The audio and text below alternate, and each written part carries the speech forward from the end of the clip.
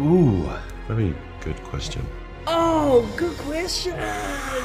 Yeah, what was yours? What's yours? Herkese selamlar, ben Sinemori'ye ekibinden Arda. Game of Thrones'un yaratıcılarının yeni Netflix dizisi 3 Cisim Problemi için dizinin oyuncularıyla bir röportaj yaptık.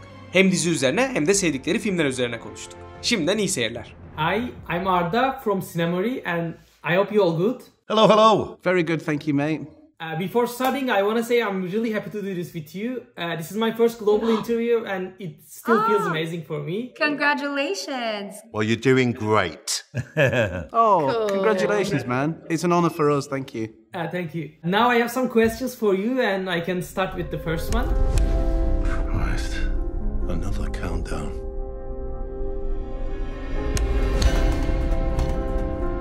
Has anyone else seen it? If you start to see that countdown in your lives, I hope you don't. And if you could watch one movie for the one last time, what would it be and why? Oh, good question. Blade Runner. I'd go for Apocalypse Now. Oh, that's very apt. That's what I did, mate. Yeah, it is actually. I never thought of that. It'd have to be a movie from my childhood, I think. Maybe the first film I can remember watching, which is Home Alone. Yeah, I might go nostalgic as well. Free Willy. Oh, I haven't thought about Free Willy in ages. Oh, it's an absolute classic. banger. Yeah. Amazing. I have to go for one of the Miyazaki. Maybe Princess Mononoke. I think for me would be, I mean, if I want to have like a good, I don't want to have like a dark, you don't want to see like a Goodfellas, you know? No, of course not.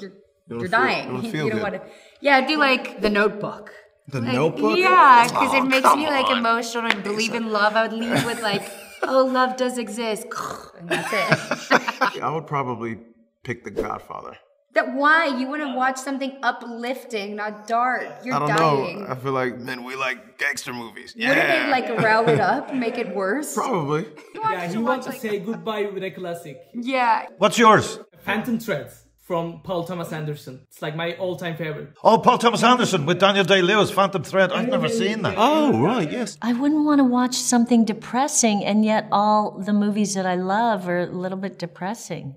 I was going to say My Fair Lady, but because that's kind of, you know, the flowers and Eliza Doolittle. Wow. I'll be her company. And also I have a specific question for John. Your Game of Thrones character, which I really like, is funny, friendly, and genius. And now in Three Body Problem, I hope I'm not the only one who would think this, but we see you play a similar character again. And I was wondering your opinions on that. What similarities do you see between these two guys? There are similarities in some ways and huge contrasts in other ways. I think the main similarity is their intellect and the main contrast is their confidence. The thing about the thing that defines Sam is the fact that he has these amazing progressive thoughts, but nobody takes him seriously enough to hear them, and he doesn't have enough self-esteem and confidence in himself to put his ideas forward for a very long time. And the thing about Jack is, if he's not short on anything, he's not short on confidence. Supremely confident in his opinions and very forthright and comfortable with his place in the world. I think that's the difference, really. If Sam could sit in a room with Jack for an hour and Jack just work on him and just build his confidence up, I think he'd come out of that room a completely different person. So that's the main difference, really. The sort of the self-esteem and the confidence of Jack. Yeah, definitely. That's a great answer. We don't have this technology. Where did this come from? Whoa. That thing is hacking into your brain. You don't even want an Alexa in your house and you're playing with that? In the show, those super high-tech VR glasses are a very important part of the story. And also, you know, it's kind of a hot topic nowadays in our world. So I'm curious about your take on this. Are you optimistic or pessimistic about the future with this technology? I just find it hilarious watching people with those videos, people wearing them. I don't know if you saw that one of this mom, poor mom, by the way, their children are demons. They like took a video of her, they put the VR thing. She got so scared, she started running and run into the microwave and shattered it. It's just like it just shows us that we're so basic as human beings, aren't we? Like in the moment that we introduce crazy technology. But I don't love technology. I'm like really not a technology-driven girl. I don't really love it. And what's your take about this, Joan? Oh, yeah. I mean, I'm a technology guy. I feel like Asa would tease me because she knows I play a lot of video games and I should probably go outside once in a while. But, yeah. Oh, yeah. the place that technology has in all of our lives. Yeah, I think it's a good thing, but too much of a good thing is a bad thing. So I think everything in moderation is usually a sweet spot. I think it's something that could be an extraordinary tool and something that unleashes like the most wild, kind of amazing new experiences for people. On the other hand, humans have a history of taking things too far, and so I think there is definitely a danger of us getting way too reliant on these things. Everyone's got a screen these days, and if you don't, it seems like you're not living in the modern world, so it might become something that we rely on so heavily that we don't even know what it's like to live without it in the future. Yeah, I think another thing that the human race has got a really good track record in is taking things that are really useful and really world-changing and using them for the worst possible reasons. If you take something like the internet, which has changed the world in so many positive ways, but it's also a home for the worst type of humanity. And it's a tool by which the worst type of people can communicate with each other and act out the things that they want to act out. And that's my worry, that we'll take something amazing and corrupt it beyond recognition. Yeah, well, it's inevitable. Everything will be abused and used in and out of power. But I think like VR and the development of technology in relation to people, it's part of the natural evolution. It would be hard for us to right now go to living without houses, walls and ceilings and windows around us, but we used to do that. As John was kind of saying, we do tend to mess things up, and we might not be able to keep up with our own inventions, I think is the concern. Yeah, our brains are still in the Stone Age, aren't they? Yeah, we're biologically the same as when we were hunting and gathering. Now we've got VR. What the hell's going on? Prepare yourself for something very strange.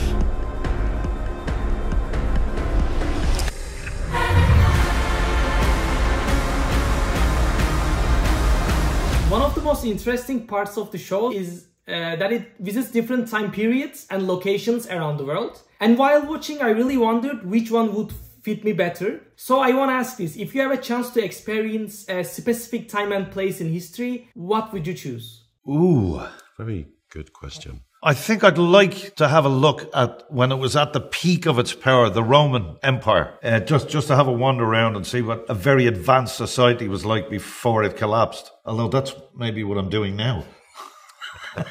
I'm trying to think of a time where there isn't a lot of disease and famine. How about the French Renaissance? Actually, you know what? Paris, 1920s. Ice Age. Before Ice Ice Age. Age? Yeah, because are you not curious about the dinosaurs and stuff? Yeah, definitely. Cool. Ice Age, maybe. If I can time travel. And also, I have a special question for Mr. Wong. Both in Doctor Strange and also in the Three-Body Problem, we watch the stories that take place in the outer worlds, or even different worlds, actually. So I want to ask, do you have now a different perspective or interesting thoughts about life beyond Earth, or maybe the multiverse? Yeah, I seem to be involved in a lot of time-dimensional things, aren't there? I wonder if that got me the job. Well, you've done the research. I've done a lot of research, yeah.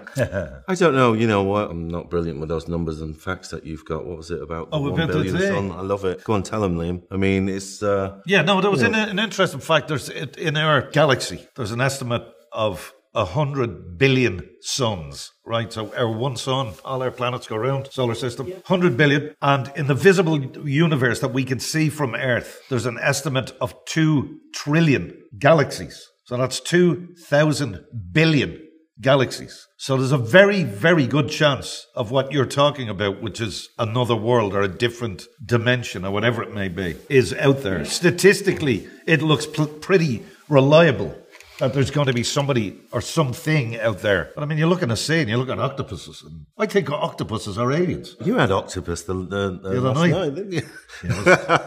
Yeah, but just about that, I mean, the pale blue dot, I always look at that and it always makes me think, you know, there's always something greater than just ourselves on so we'll such a bigger. Yeah, it's boring to believe science can explain everything. We are living in a world with mysteries. Nice talking to you. We are living in a world of mysteries. You're scared. You're right to be scared. But we have got one shot, and I need your help. Thank you so much. Thank for you. your You time did a and good luck job. for the show. Congratulations on your first one. Thank you so much. You did great. That was a really amazing interview. Thank you so much for thank talking you so to much. us. Thank you so Thank much. All the best Nice for to you. meet you. Thank you. Good luck for the show. Thank you.